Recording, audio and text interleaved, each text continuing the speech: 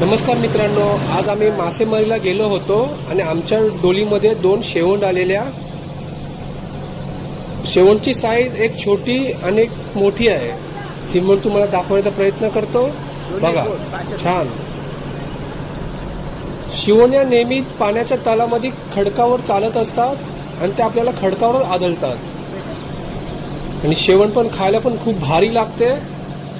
शेवंडचं कवच खेकड्यासारखं कडक असते आणि या 2 शेवंड आम्ही घरी जेवणासाठी काढलेले आहेत. आज घरी जाऊन याच शेवंडचं आम्ही कालवण बनवणार आहेत. बघा, साईज पण खूप छान आहे. जोडी भेटलेली आहे मित्रांनो.